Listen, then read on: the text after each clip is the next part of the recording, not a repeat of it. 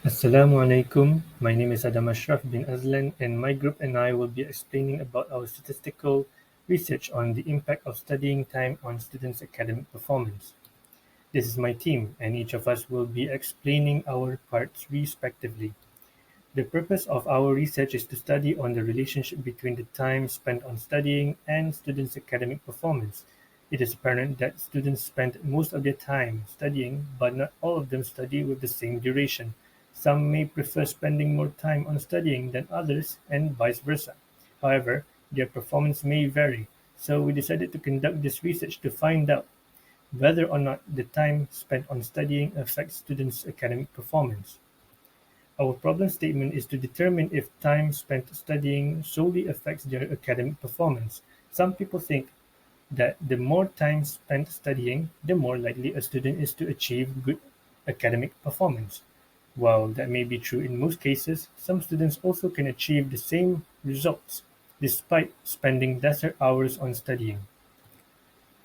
Our hypothesis is we are expecting that there is a significant difference in academic performance based on time spent on studying. This is because some students may perform better when they put more time on studying.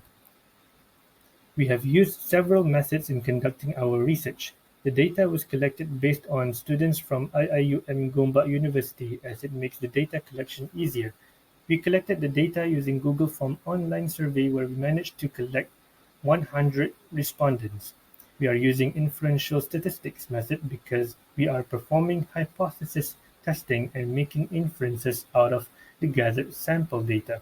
From the data collected, we used the variance and standard deviation to determine the spread of the data and the consistency of the variables. To determine the number of data values that fall within a specified interval in a distribution, we are using Chebyshev's theorem.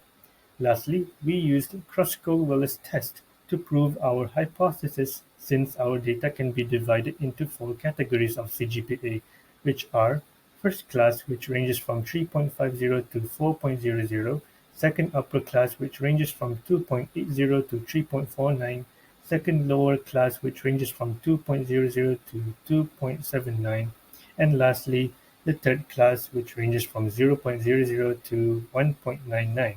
That is all from me, and I'll pass to my friend. Thank you. Assalamualaikum warahmatullahi wabarakatuh. My name is Gafur, and I will be explaining about the graph and hypothesis testing. So, the first graph is a relationship between CGPA and the gender from the respondent of the Google form. We have about 100 respondents, and this is all included in the bar graph. Next, time spent on study. Okay, this is also related to CGPA, as you can see. Next, the time spent on media social, and of course CGPA as well. And the last one being the time spent on other activities. Okay, moving on, we are going to talk about the third class sample.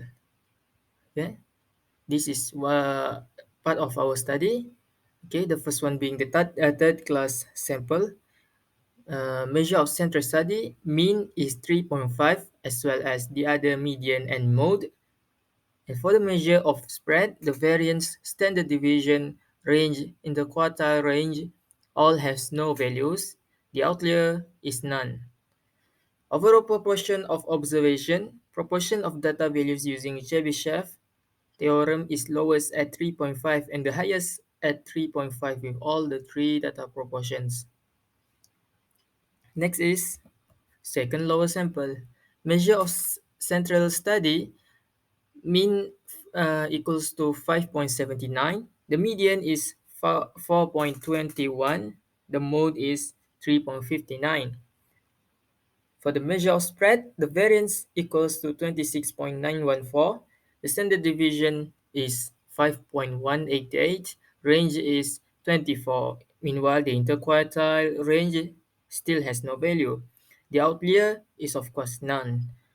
Overall proportion of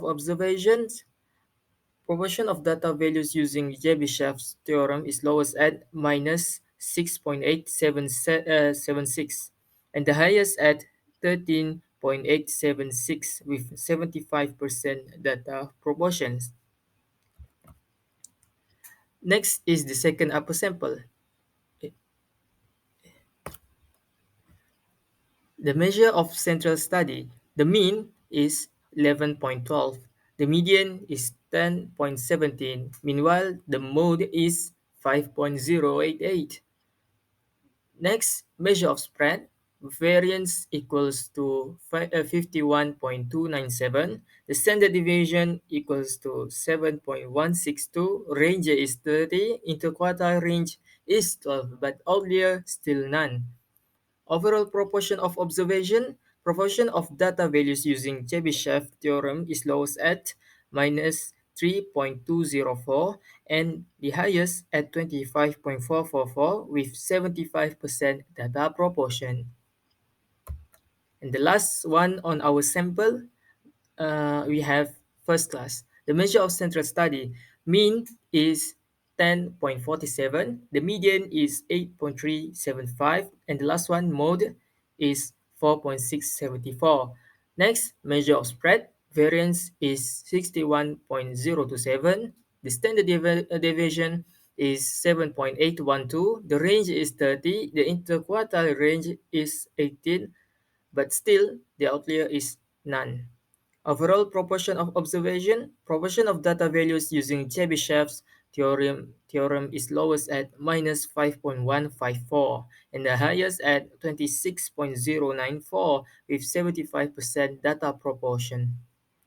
Okay, next we have this is our histogram of third class.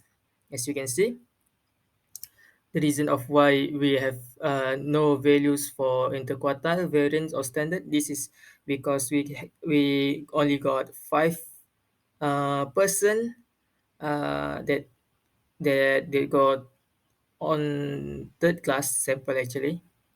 Okay, so this is histogram of the number of person and the hours spent on studying. Yes. Next is the second lower. Okay, it's increasing, but yet this is um, still a little bit. Yeah, this is for the second lower sample. And next is second upper. Now, as you can see, it is becoming positively skewed. Yeah, as you can see. Next, uh, first class. It's difference, but still a positive skewed, just like the second upper class. Yeah, this is the first class histogram. Okay, moving on to hypothesis testing. So for the hypothesis testing, we perform a non-parametric test called the Kruskal-Wallis test with a significance level of 0.05. This test allowed us to test three or more independent samples, just like we we we present just now. We have four class, which is the the third class, the second lower class, the second upper class, and the last one, the first class. And thus, we test the difference between CGPA and our sample. For the first step, we have to state our hypothesis, and this is our hypothesis. For the null or default hypothesis, we say that there is no significant difference in academic performance CGPA based on time on studying. But however, our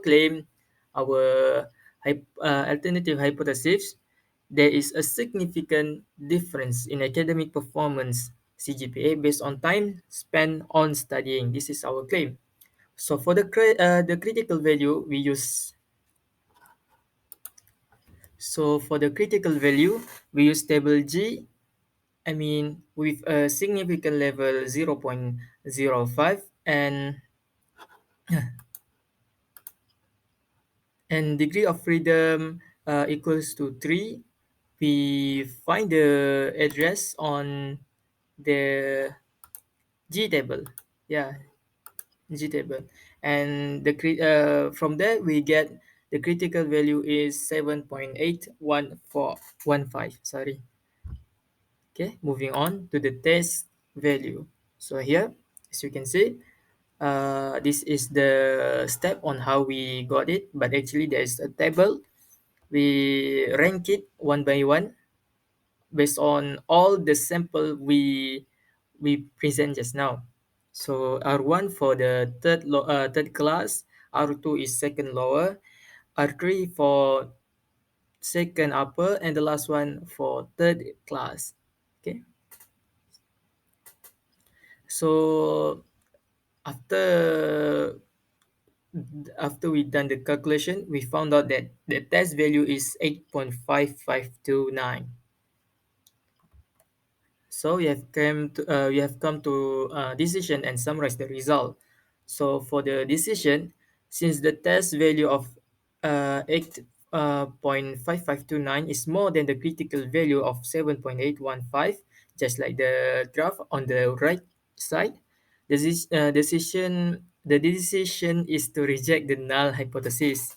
There is for the summarize of the result, there's enough evidence to support that the claim that there is a significant difference in academic performance CGPA among the group based on the time spent on studying. Okay, that's all from me. I'll be passing on to Ashraf. Thank you very much. Assalamualaikum warahmatullahi wabarakatuh. My name is Mama Ashraf and I will be presenting about the limitations and weaknesses in our project until the end of the slide. So the first limitation weaknesses we have are the limited number of responses as a result of time constraints.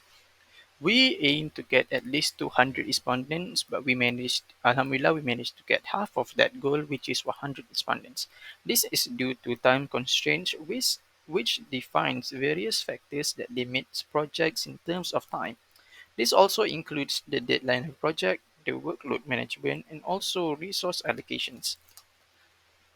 The other limitation evidences we have are to be taken into account are the elements that to be taken into account were ignored as a result of choosing responders from different local and foreign universities.